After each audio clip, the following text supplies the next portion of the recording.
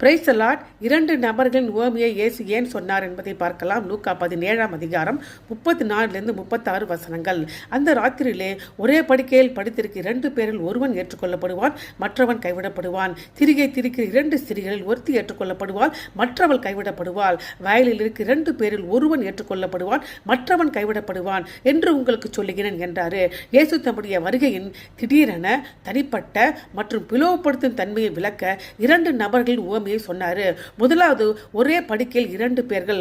பண்டைய வீடுகளில் குடும்ப உறுப்பினர் பெரும்பாலும் ஒரே அறையில் தூங்கும் பழக்கத்தை கொண்டிருந்தார்கள்.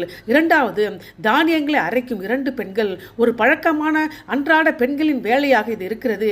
திரிகையை 2 ஸ்திரீகள் இணைந்து தான் வேலை செய்வார்கள். மூன்றாவது, வயலில் இருக்கும் 2 ஆண்கள். களப்பணி ஆகிய விதைத்தல், அறுவடை செய்தல் ஆகிய விவசாய சமூகத்தில் ஆண்களின் அன்றாட வாழ்க்கையாக இருந்தது. இந்த உவமையின் பொருள் என்னவென்றால், கணவனும் மனைவியும் ஒரு படுக்கையை பகிர்ந்து கொள்ளலாம், சக ஊழியர்கள் பணிகளை பகிர்ந்து கொள்ளலாம், நண்பர்கள் உணவை பகிர்ந்து கொள்ளலாம்.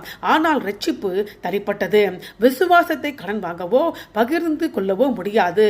மக்கள் ஒரே படுக்கையையும் அல்லது பணியை அல்லது வயலை பகிர்ந்து கொள்ளலாம், ஆனால் அவர்களின் நித்திய நிலையை வேறுபடுகிறது.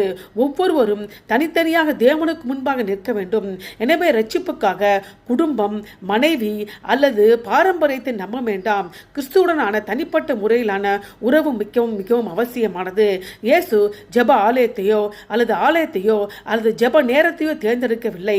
அவர் வேண்டுமென்றே சாதாரண வாழ்க்கையை தேர்ந்தெடுக்கிறார். மக்கள் தூங்கும் போதோ, வேலை செய்யும் போதோ அல்லது சமைக்கும் போதோ பிரிவை சந்திக்க நேர்படும்.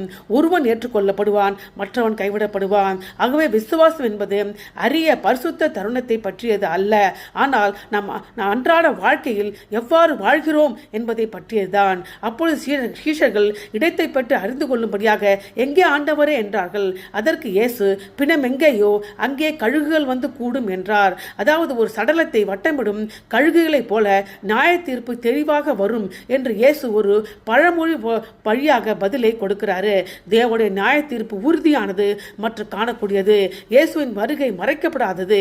எனவே அன்றாட வாழ்க்கையில் விசுவாசம் முக்கியமானது. உங்கள் சாதாரண வேலையில் தேவனுக்கு சேவை செய்யுங்கள். சிறிய விஷயங்களில் உண்மை உள்ளவராக இருங்கள். கிறிஸ்து உங்கள் அன்றாட வாழ்க்கையை கவனிக்கிறார். ஆமென்.